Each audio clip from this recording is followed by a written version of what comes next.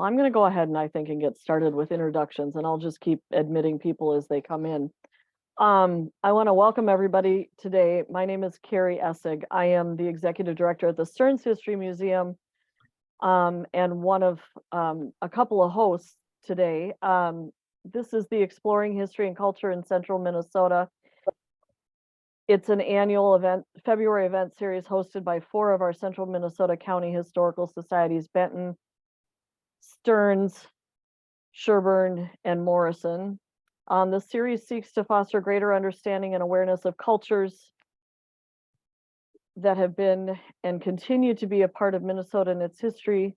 And this year's programming is presented by the Hmong Cultural Center and features 4 presentations on Saturdays, this one being the 3rd, and there will be another one next week. I want to acknowledge our sponsors, including Sourcewell, Wingnut Tattoo, Mid-Minnesota Federal Credit Union, and the Bezic Family Dentistry. I want to acknowledge the support from the SCSU's Hmong Student Organization, and I believe Jack is leading the question and answer today. And then Mike Brubaker is our co-host today. He is the director at the Sherburne History Center. So, and without further ado, Mike, would you introduce our speaker today? Okay, thank you. My name is Mike Brubaker. I'm the executive director at the Sherburne History Center. And yeah, it's my pleasure today to introduce Zhangpao Li, who is the executive director of the Hmong Cultural Center. He's been there since 2002. He moved to Minnesota with his family as a refugee in 1984, and he serves as a Hmong marriage ritualist in the Hmong community of Minneapolis-St. Paul, and is an active leader in the Lee Clan Association of Minnesota. Zhangpao was a 2022 recipient of the Facing Race Award from the St. Paul and Minnesota Foundation. We also have Dr. Mark E. Pfeiffer, who is the director of programs at the Hmong Cultural Center since 2000, and also manages the HCC Museum. Dr. Pfeiffer holds a doctorate in geography from the University of Toronto, a master's in urban studies from Temple University, and a master in library science from the University of North Texas. Dr. Pfeiffer is also a lecturer in anthropology for the State University of New York Institute of Technology and Empire State College in New York State. He's been an editor of the Hmong Studies Journal, a peer-reviewed scholarly journal, since 2003. Today we're talking about Hmong 101 folk art traditions. It covers a rich and varied forms of Hmong art. This is part of the Hmong Cultural Center's groundbreaking Hmong 101 workshops and webinars.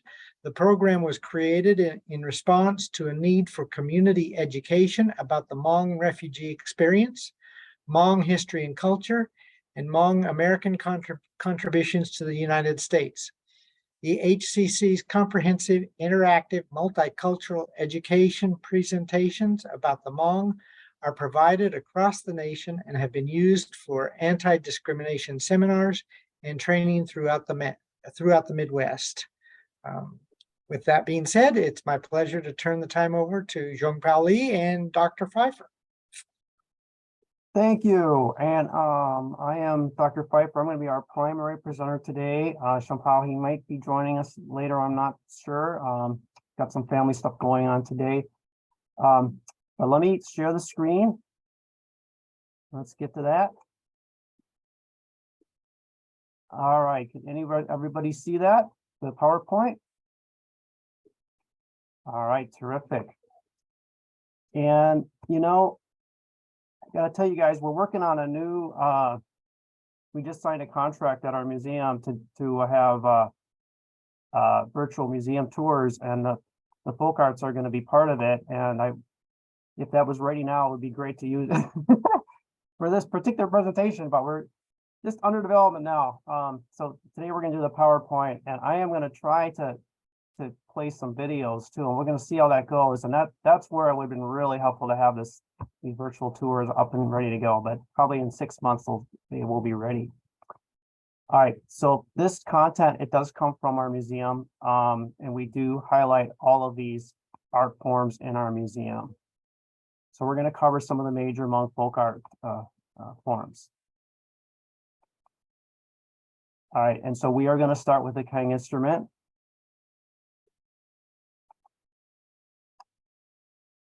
All right, so it's hard to get detailed historical information on sort of how the Qeej instrument got, the origin of it. It does go back, I think there's some evidence to 3000 BC. And it's made of bamboo reeds. And I'm going to try to show a short clip of a video in a moment here. You'll see the instrument, or the player blows into the instrument and they put their fingers over the holes to make the sounds of the instrument. There's actually Hmong language words that go with the songs, at least the funeral songs that are played on the Qeej instrument. And so this slide does talk about the uses of the Qeej instrument. A very important role in Hmong culture for the Qeej instrument is it's part of the funeral ceremony. So that's going to be Hmong who are not Christian, they're still practicing the traditional religion, then they're going to use the Qeej instrument as part of the funeral ceremony. And the sound of the instrument is thought to lead the spirit to the afterworld. So it's very important to have that Qeej instrument as part of a traditional Hmong funeral ceremony. The Qeej instrument is also played for entertainment purposes. There's actually, for those entertainment songs, there's dances that go along with the songs. So this slide does go into a bit more detail on some of those funeral songs. And we have taught the Qeej instrument at the Hmong Cultural Center for 30 years. It is one of our founding programs. We have children and youth in that program age 7 to 18. It's a very popular program. We do have just under 50 children and youth in that program at the moment. All right, so I'm going to try to play a brief clip here of a video, and so I'm going to have to try a new share here. Okay, give me a second here.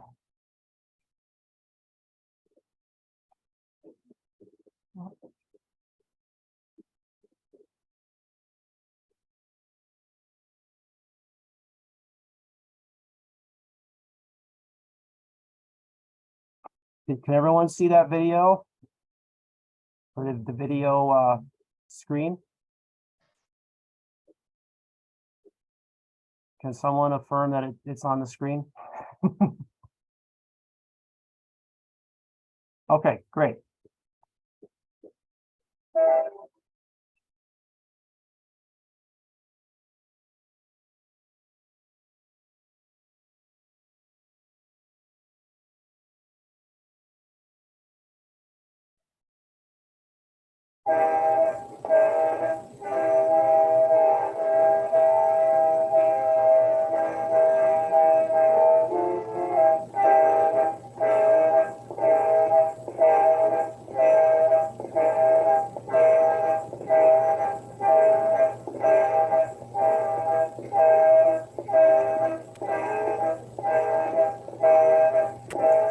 Okay, I'm going to pause that. I'm not going to play these complete videos here. I just want to give you guys a sense of what the instruments sound like. So let's see. I'm going to go back to our PowerPoint now. Is everyone seeing the PowerPoint? Okay. All right, so the next instrument here, it's the mouth harp, or the Hmong name is the ya, and I don't say that tone at the end quite right. So some of our Hmong students on the call here, they can maybe help pronounce this later for us. But this is another traditional Hmong musical instrument. It's called the ya, the mouth harp. Now it's also made of bamboo, brass, and a string. Now this instrument does have it actually has an important function in very traditional Hmong culture. It's part of the courtship process. So, for example, the young man would go outside the woman's house in Laos that might play that instrument late at night. And there's actually Hmong language words to the songs. And I am going to try to pull up this video here I have, so just give me a second.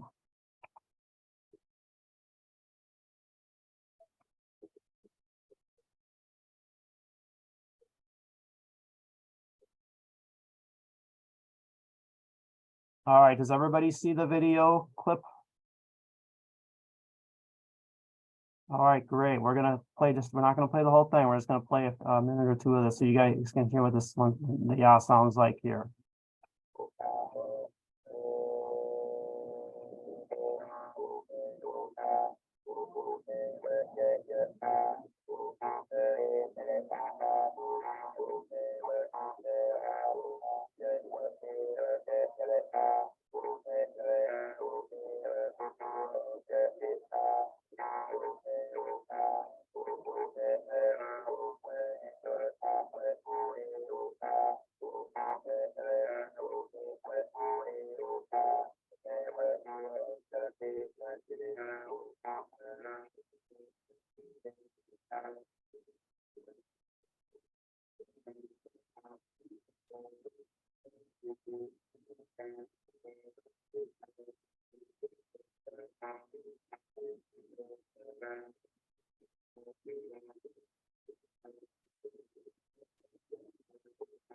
Okay, I'm gonna pause it there.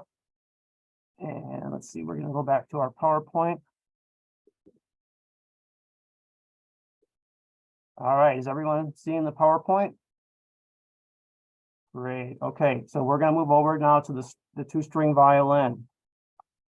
So another traditional Hmong musical instrument is the two-string violin. Now this one is just played for entertainment purposes for the most part. So this slide just talked some of the materials that it's made out of, typically wood, coconut shells, plastic wire string, horsehair. And slide does note that the two-string violin is typically played for entertainment purposes. It might also be played for courtship and also at the New Year's festival. So I am gonna play a brief clip of the two-string violin. And this is the performer is the late Basu Lee, and so he was a friend of the center. So let me pull that clip up. Give me a moment here.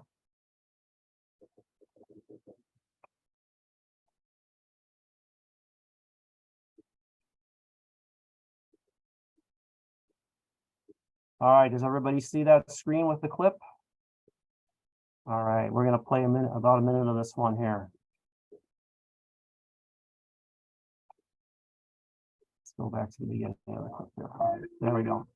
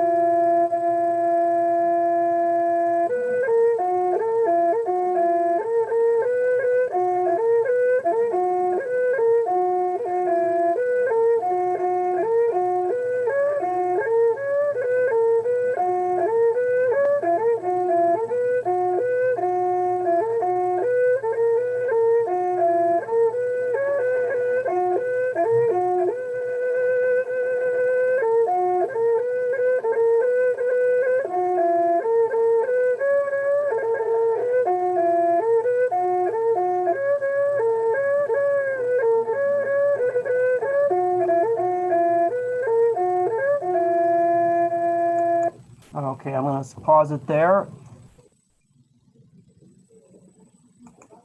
And we're going to go back to our PowerPoint. All right, give me a moment here.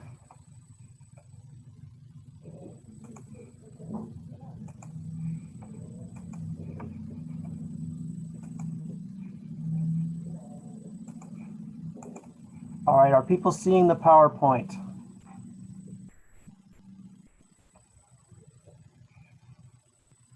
Okay, great. Okay, we're going to move on now. So the next Hmong folk art tradition we're going to talk about are the Hmong wedding songs. And this is another art form that we teach here at the Hmong Cultural Center, and it is one of our founding programs, just like the Qeej Instrument is. And unlike the Qeej, we teach the children and youth the Qeej. It's actually adults who are in our wedding song classes. We actually have the funeral song classes too. I'll talk about those in a moment. But actually, right next door in the room next to me, they're actually doing the wedding funeral songs right now. So this is something that they do on Saturdays and Sunday mornings. Our instructor, Shu Su Lee, a master in the wedding and funeral songs, teaches those songs. So for a traditional Hmong wedding, the orally recited wedding songs do play an important part in the ceremony. The slide does talk about one particular song. It's called, the English name would be Bringing the Bride to the Groom's Family. And so in a Hmong traditional wedding, there are I guess the English word is the wedding facilitators. So there's I think at least 2 on each side for the bride and groom, and they do perform the songs in the ceremony. The Hmong name is the Mekong. And so I'm going to play a brief clip so you can kind of get a sense of what these sound like. Obviously, they are in Hmong. There is no like musical instrument. Usually it's just the song, just an orally recited song. So this song, it is part of the traditional wedding ceremony. The song, the English translation would be Offering of Chickens for Good Fortune. The performer is Shu Su Lee, who's actually, as I said, he's teaching right now in the other room. So let me pull that one up. I'm going to play about a minute of this.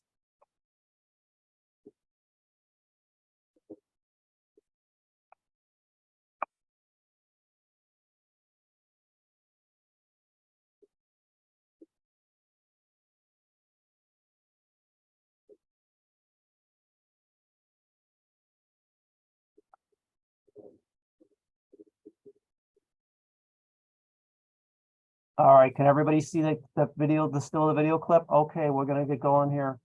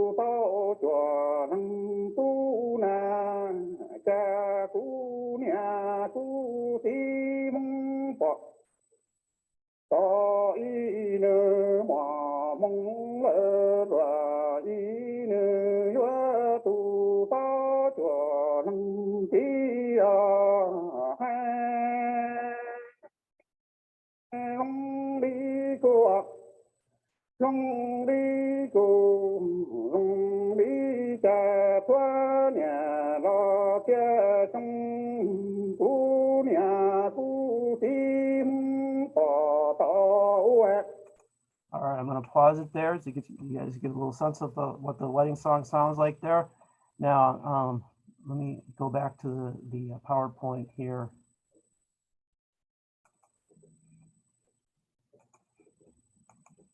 All right, is the PowerPoint visible on the screen? Great. Okay, we're going to get into the funeral songs. So we also do teach the funeral songs here at the Hmong Cultural Center, another one of our founding programs. Now, there are a lot more funeral songs than wedding songs. We actually, our teacher, Shu Su, who you just saw, he has put together curriculums for this class, and we actually sell those curriculums or Hmong language books with the key songs, and that he teaches in class for wedding and funeral. And so the wedding book is not, I mean, it's not tiny, but compared to the funeral book, the funeral book is quite, quite huge, or very big in size, because there's so many funeral songs that have to be memorized. So Traditional Hmong funerals, they do go 3 or 4 days. And the reciter, the song reciter, has a very important role to play in the traditional funeral. So that reciter, they are performing all day or all night throughout the whole funeral. And there are different songs that take place during the different parts of the traditional funeral. And so this slide does mention one of those songs, and the English translation is "Song to Give Blessing to the Family of the Deceased through the Sacrifice of a Pig." That's the example given on the slide there. And so, but we actually have a different song in this short clip I'm going to play. So the English translation of this song is "Pushing the Spirit to the Afterworld." Now, let me pull up that clip.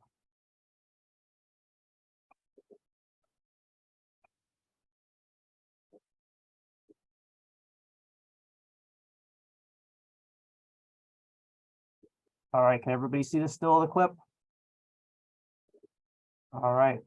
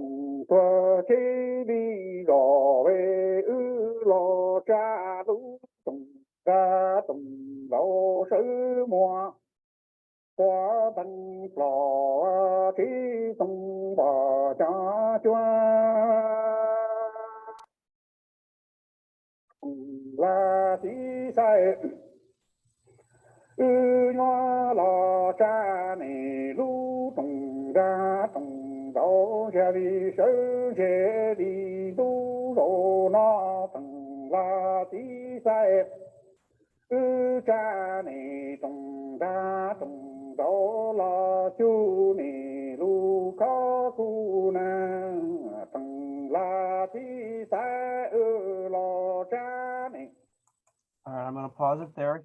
Give you guys a good sense of an important funeral song. So I'm going to go back to the PowerPoint now. All right, everyone see the PowerPoint? All right, we're going to move on to some other art forms now. So another one that we do have in our museum, we have a panel and an iPad station as the song poetry. The Hmong name would be Gutsia. Excuse my tones. I struggle with those. I never quite got those. So that's another important Hmong art form. And so the English name would be Hmong sung poetry in the translation. So that art form has a very distinctive structure. As the slide notes, the stanzas are organized around 4 rhyme lines, and they also include unrhymed lines of varying lengths. And so typically the sung poetry, they're love songs, or they talk about sometimes they're very sad. They talk about separation from relatives and friends and marriage and death. And I don't have a clip here, so that is not an art form. We do not teach that art form at the Hmong Cultural Center. But there are plenty of clips on YouTube that you guys, or you could find if you're interested in hearing one of those songs, or just visit our museum, because we, as I said, we do have an iPad station with a couple of different of the sung poetry songs. So we are going to move on here to the tapestry. All right, so there are 2 major types of the Hmong tapestry. And we do highlight these in our museum. In fact, we do have 2 different embroidery galleries. And I want to also point out, if someone's interested or particularly interested, we do have a virtual museum that we've had up for about 10 years. So that was a project that we did with the Hmong Archives, which is another organization in St. Paul. So there's more than, I think there's 217 exhibits up there of different Hmong embroidered artworks. So it's hmongembroidery.org. That's our virtual museum. So, but the two major types of Hmong tapestry that we highlight in our museum are the flower cloths. So the flower cloths, they do go back probably hundreds of years. So this is the older style of Hmong embroidery. Traditionally, the young girls would learn the embroidery from their mothers. And these flower cloths, there's some common symbols that are found on the flower cloths. There's also different techniques used, the batik applique, reverse applique, those are pictured there on that slide. So let's take a look at some of these common symbols. And if you were to visit our museum, you would see we have a lot of the flower cloths, and these symbols do reappear on many of the pieces. So these are the Hmong American interpretations of the symbols. I've heard there are other interpretations in different parts of the Hmong diaspora in Asia, for example. So here we have the elephant's foot. The snail is very common. Actually, we have two different snail versions there. So the snail does have broader connotations. I've heard it can refer to like generations of a family. And there we have the mountain and the house and the steps. And actually the steps, there are a couple different steps there. The steps do make up the house. Those are very common as well. And then we have the cross on there. Now, on our Hmong embroidery virtual museum, we do have a whole glossary of a whole lot of many symbols beyond just these, but I would say these are some of the most common symbols on the flower cloths. All right, we're going to get to the story cloths. So I'm sure you guys have seen the story cloths around. They're often maybe sold at farmers markets in the Twin Cities area. So the story cloths, they are much more modern Hmong art form. They started in the 1970s and 80s as a source of income for Hmong who were living in the refugee camps in Thailand. They started making these story cloths. And there's quite a wide variation in what is pictured on the story cloths. As I said, we have two galleries at our museum that have quite a variety of, of these different story cloths, as well as the flower cloths. So this one here, I know it's kind of small on the screen. It's actually one of the largest. I think this is the largest one we have. But obviously this digital image doesn't really do that justice of how big it is. So there's a lot happening on this one. But it does talk about, or it does show among some important things in Hmong history, kind of at the top there. I think the top right there is Hmong in China. And then I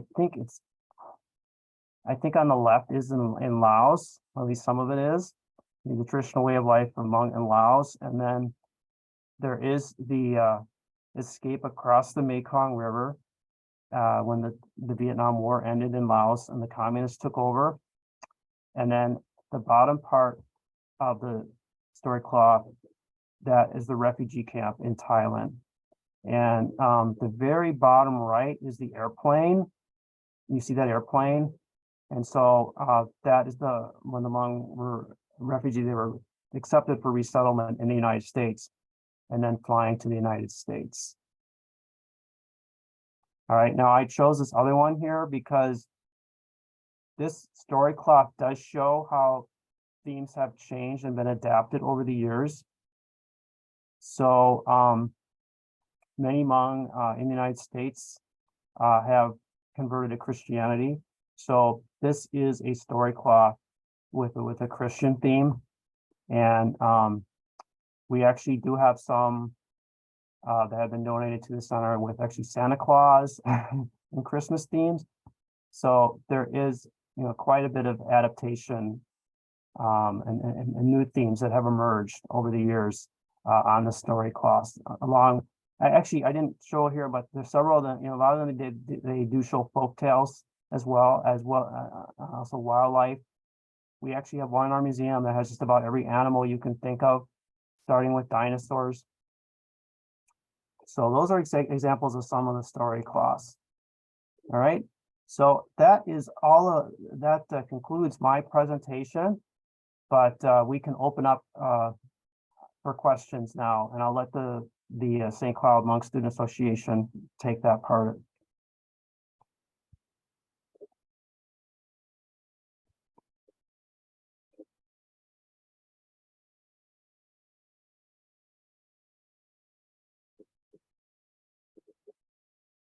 All right, do we have questions?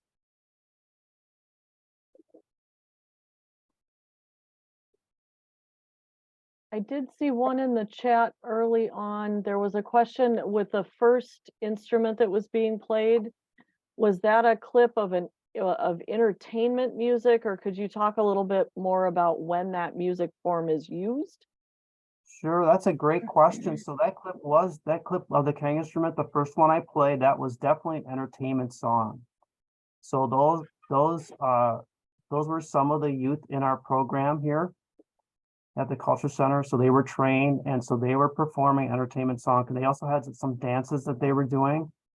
So the children and youth in our program, they learn both the entertainment song. They get invited to a lot of parades and festivals and events. So that's where they will perform those entertainment songs. But the children and youth, they also learn all the major funeral songs, and they are frequently asked to play at funerals in the Hmong community too.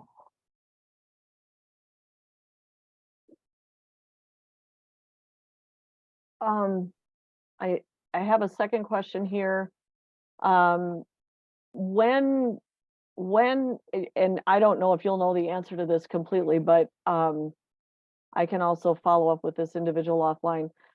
Can you talk a little bit about Hmong settlement in Minnesota? Like, why was Minnesota chosen as a place to settle? But if there's any specific information you could share about St. Cloud and the Hmong families that chose to settle in St. Cloud, sort of what was the impetus behind that, or the choice in location? Okay, well, I can talk generally about Minnesota and the Twin Cities. I don't have a whole lot of specific information about St. Cloud, but perhaps your museum might have some information. Yeah, I can look.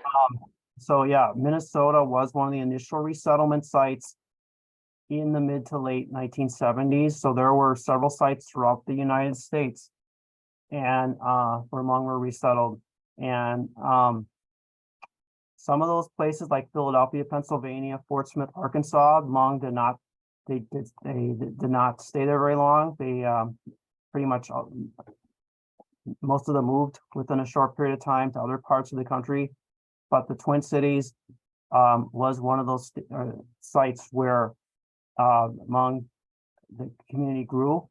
But California, particularly Southern California, where General Van Powell, the Hmong general, the Hmong leader, he initially settled in Orange County, California.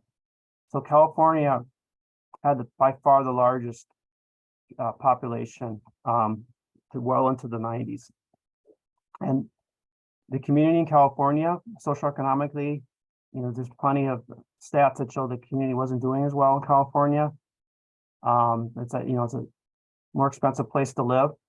And many of the Hmong, they eventually made it up to the Central Valley, which is where the Hmong community is today. So Fresno, Merced.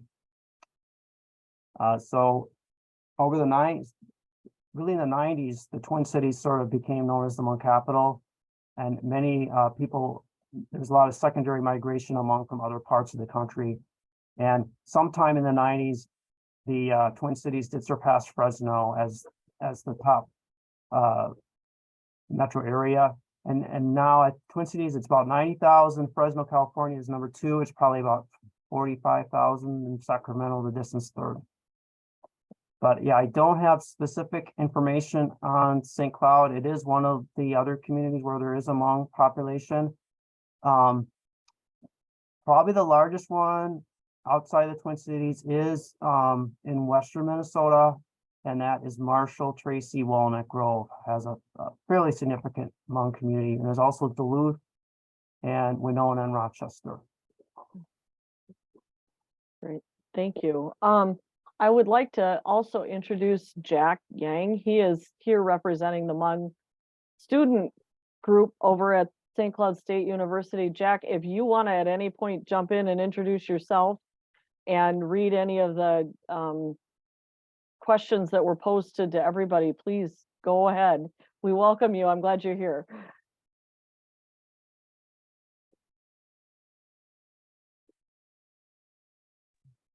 I just wanted to speak on the Hmong population in Sure. St. Cloud. Yeah. So I think the main reason why there's a population in St. Cloud is mainly because of college, obviously, because there's a lot of Hmong students that go here that are like they want to go to St. Cloud State. And so that's probably like one of the reasons why. I know that it's also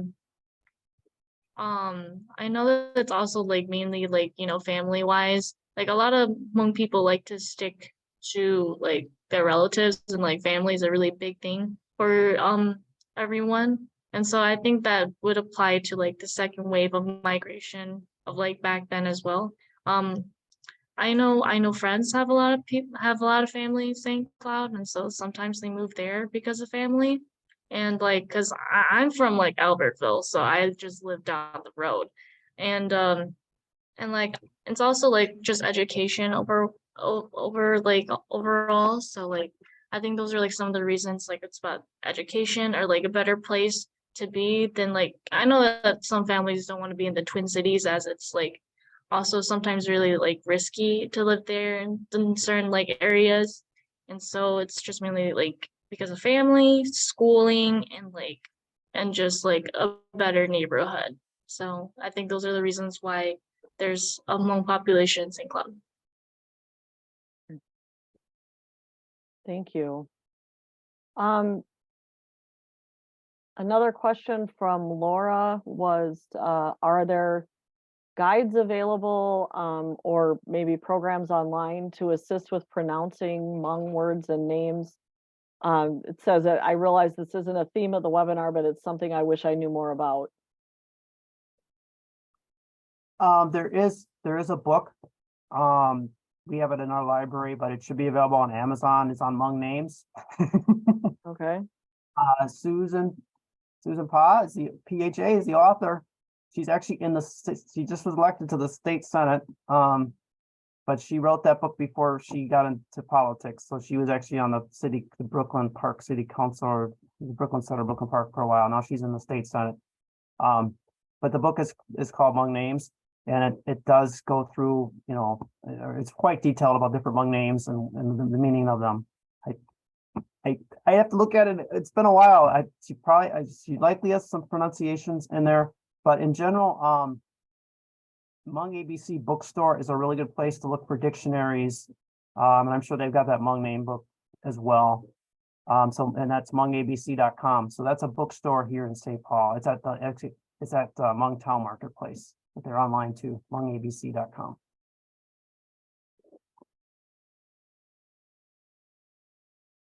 There's a lot of questions today. This is awesome. The next one is, similar instruments are used throughout Southeast Asia and Asia. As an anthropologist, what are comments as to, or can you provide some comments about the spread of these types of instruments? Well, that is a great question. I haven't researched that much about. No, I am aware that there are somewhat similar instruments in some of the other minority communities, or even some of the majority communities in Southeast Asia. But I think my understanding, instruments are at least with the Qeej, it's a little bit different. And the Qeej is so important in Hmong culture, and it's thought as like the cultural identifier for Hmong people around the world, and it just has a really key role in the Hmong funeral. but it's hard. I can't really speak on the. I mean, I've seen that there are similar instruments in some of the other minority communities in Southeast Asia, but I can't really speak to the similarities and differences. We did have when we had our first Kang Festival last year that we put on, and so there was a Laotian instrument that was played that is fairly similar but a bit different. I do remember that, and I've definitely seen some of our books in our library related to other minority communities. There are some instruments that are similar but maybe a bit different. I think the same thing with the two-string violin too. There's some similar instruments in some of the other communities.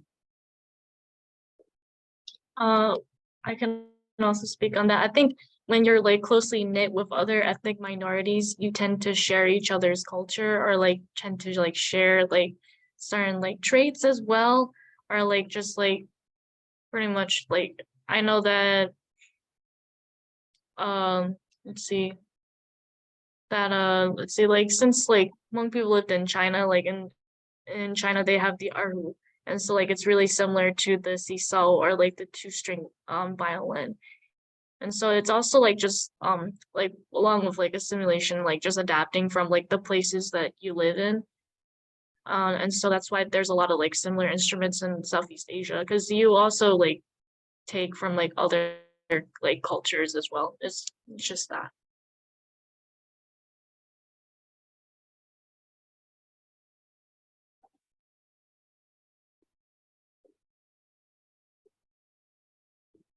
Another question. February is embroidery month. Is the Hmong Cultural Center displaying embroidery items around that theme this month? Not specifically, but we the embroidery is a very important part of our museum. We do have a whole wall. That's our main museum, and then we have a second gallery upstairs. And I did mention we also have that virtual museum, and we've had that virtual museum for more than 10 years. It's hmongembroidery.org. And because we have that virtual museum, there are many people around the United States. They do donate their Hmong embroidery to us. And it seems like there's many people who have accumulated over the years, and they're downsizing now, and maybe as they're growing older. So we do get quite a few donations of both the story cloths and the flower cloths. The next question is specifically to the Hmong Student Association folks. Are younger Hmong at SCSU learning traditional Hmong cultural skills?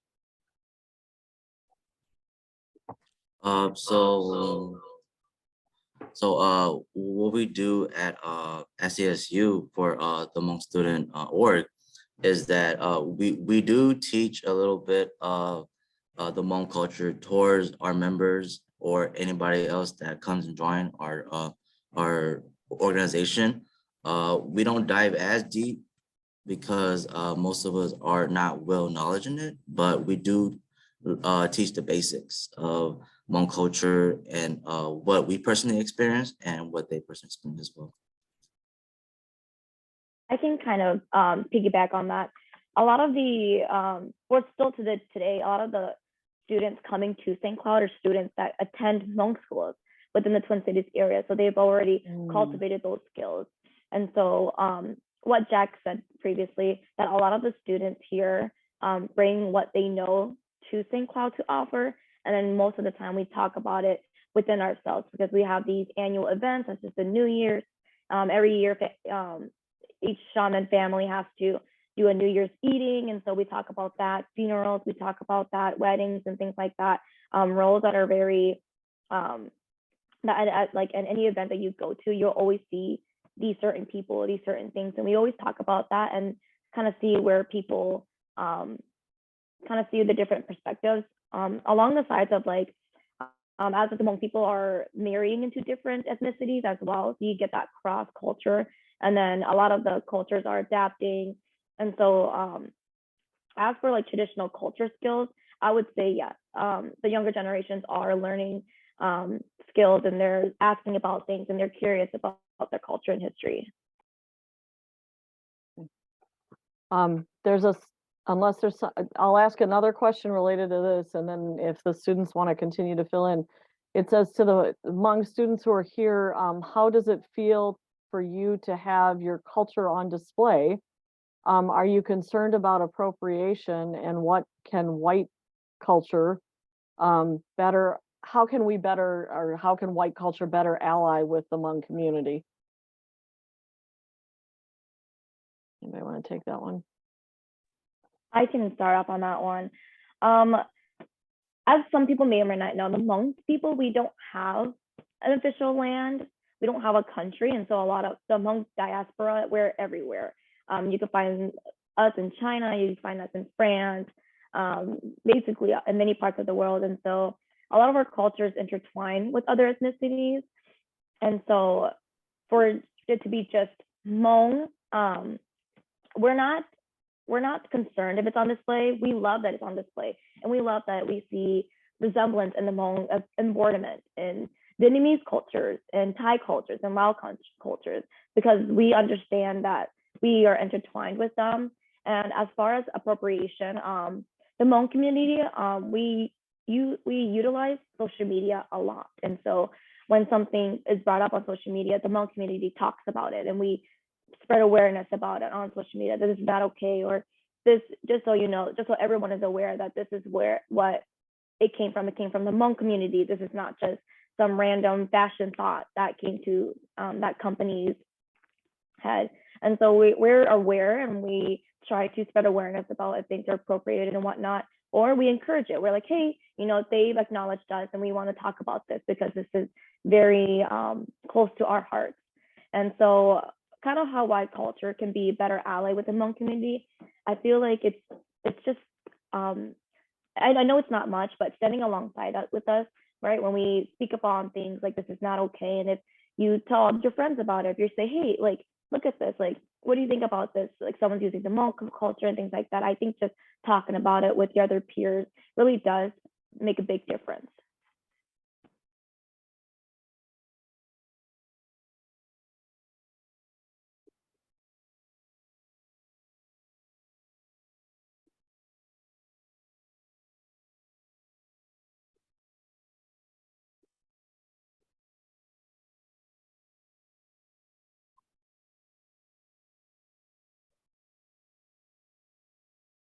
I see one other question in here. Can everybody hear me? Yes. Okay, sorry about that. My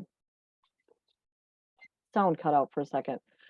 The second instrument, and I can't remember how you pronounced it. It's spelled NCAS, still used in courtship and with the younger, perhaps more modern Hmong community. So I guess in a lot of ways that maybe is a question for the students again.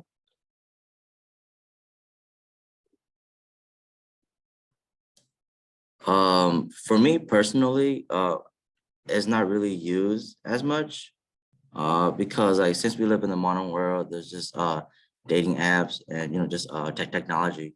But I do know that back in Laos and Thailand, it is still being used towards like the older generation, just for courtship and to talk to girls and etc.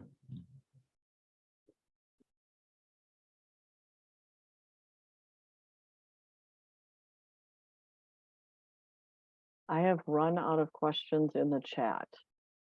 Are there any other questions?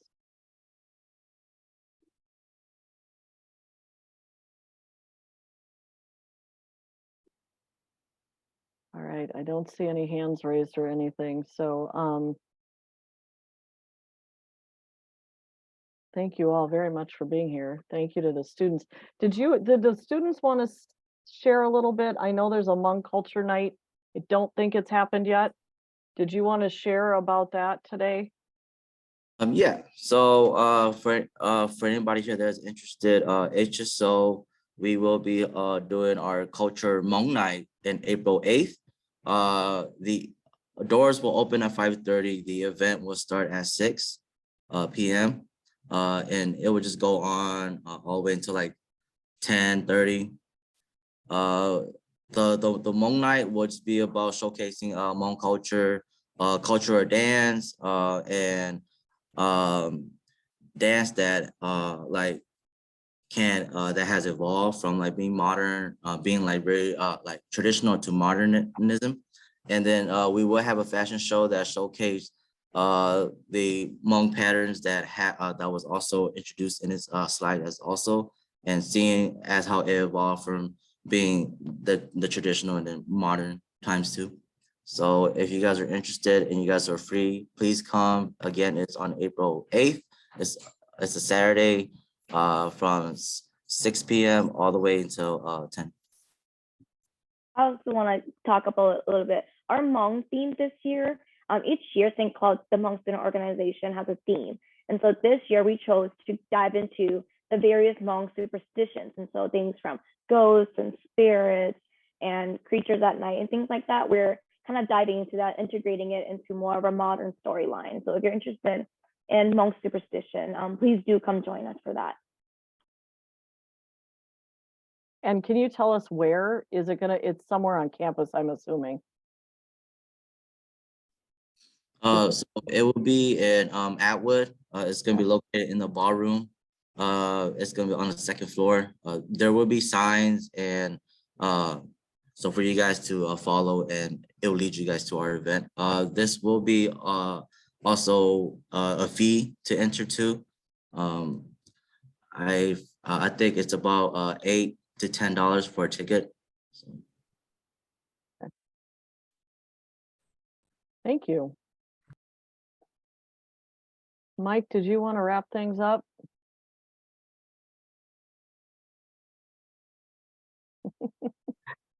Having trouble unmuting here. Excuse me. Yeah, I just wanted to thank everyone. Thank Dr. Pfeiffer, and thank you to the Hmong student organizations and everyone that came out today and participated. And again, thank you to our sponsors, to Sourcewell, and suddenly I've lost my list.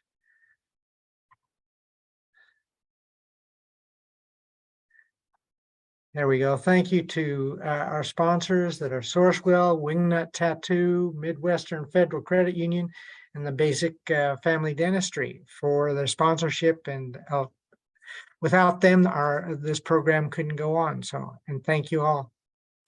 So, Carrie, back to you. I'll give you the last word. I thank you all for being here today. We will see you next week, same time. Anne Marie will send out a link midweek, just kind of reminding everybody what all the stuff is. And thank you all so very much for being here. Have a great rest of your day and a great weekend. Mm-hmm.